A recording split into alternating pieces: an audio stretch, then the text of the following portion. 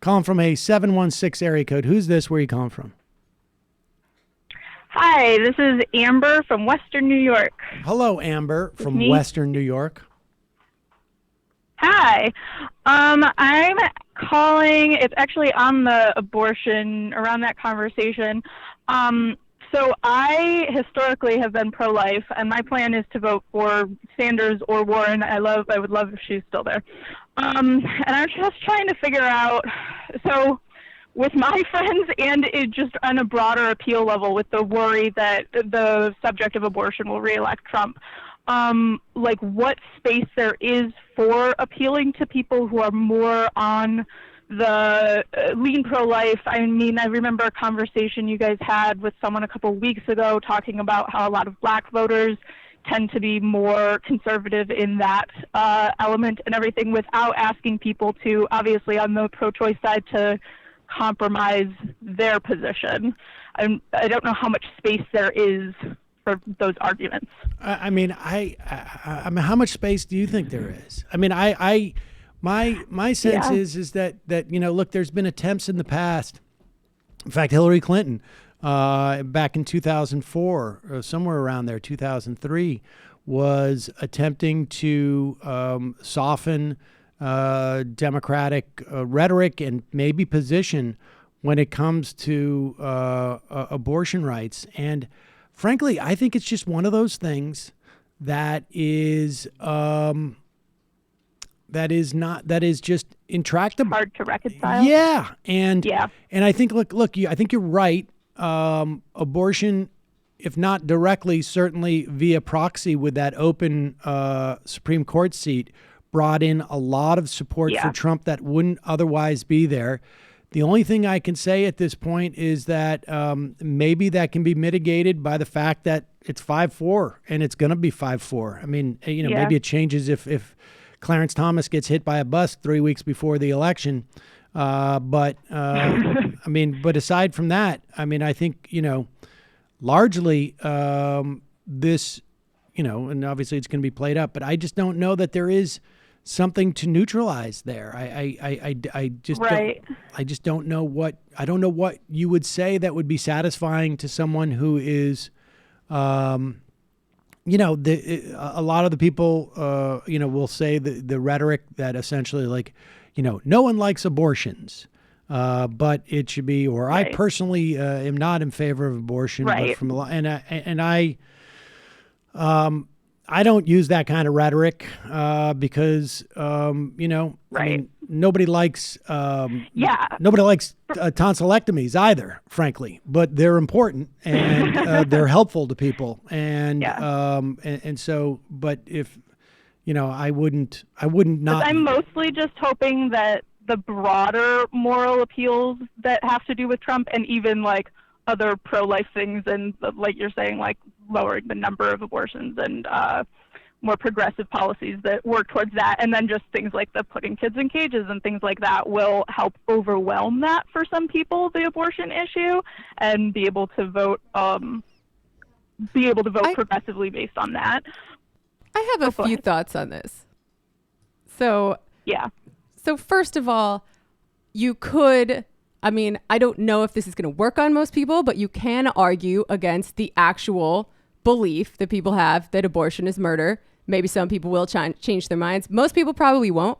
But I think the idea of skepticism of certain religious beliefs is something that the left has ceded too readily to assholes like Sam Harris, and we need to take it back. That's probably not going to work on most people, but maybe. Also, I mean, you can make the case that abortions are going to happen no matter what. There are going to be desperate people who don't want to be pregnant anymore. The difference that the legality makes is it going to be safe or is it going to be dangerous? So you can argue along those lines. And I think, frankly, the element of miscarriage and the scrutiny that can go to that can get to a lot of people. There's a lot of, I mean, miscarriage happens to a lot of people across the board, and it's something that I know a lot of people who, if you're more inclined to think of a fetus having personhood, then theoretically maybe a miscarriage can have a different kind of weight in your mind. I know that's personal and has an issue across the board anyways, but I feel like when I want to emphasize to friends that, like, okay, but you had a miscarriage, and if you then on top of that had to go into like all of this scrutiny about whether you actually were secretly having an abortion and all of that. Well, let me ask you this.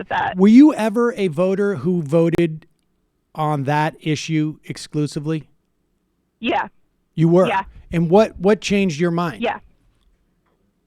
Well, there's so part of the thing is I'm not that old, so I didn't have that many elections to like dive deep. And I'm in New York, and I was an independent, so I couldn't vote in any of the primaries. So a lot of those elections, I didn't have as much time to like dive into those things. And I figured, okay, well, this is. But I guess this is an important issue to me, so that was over. Yeah. I guess my point is this: is that like I don't think it's really. I mean, the only argument that I think that is effective in terms of like getting is not arguing over the issue of abortion. I think that people are just sort of like either emotionally decide. I think like you could say, are you willing to send doctors and women to jail if they have an abortion? Right. And because like that is the only way to carry out your policy. Otherwise, otherwise, you know, that's the decision that you have to make. I mean, that's what separates the sort of like, I think but beyond that, I think the only other thing you can say is like, I think the best argument, frankly, is like, look, it's already, the Supreme Court is already 5-4, and abortion rights are going to be what abortion rights are going to be. And they either get taken away or they're not. And like, some of like like my with the different networks, they get them to people anyway. Right. Well, my point is that I don't know that someone who believes that abortion should be illegal can be dissuaded of that idea. The only thing I think that can be done is that they can be convinced that that doesn't have to be your voting fulcrum. That doesn't have to be your litmus test because that is already a foregone conclusion. Now, I hope that it isn't, but you know, the person we had on today basically said that's a done deal. Roe v. Wade is done. If not, and so that's an effective argument. It seems to me the only effective argument, at least in short to midterm, that you could make to someone who is that I'm not going to try and change your mind about abortion. I'm just going to tell you, you don't need to vote. That doesn't have to be your single issue anymore because you've already sort of won that. Well, another thing, though, that I think is important to remember with a candidate like Bernie Sanders is the left takes a much more expansive view of reproductive justice than you might hear from traditional liberals. So reproductive justice doesn't only include the right to have an abortion, but the right to have children if you want to and adequately care for them. Right. And when people have that right protected, that will lead to fewer abortions down the line. So that is just as important. Right. I don't know that, frankly, people care about that because the number of abortions in this country, the number of unwanted pregnancies has gone down.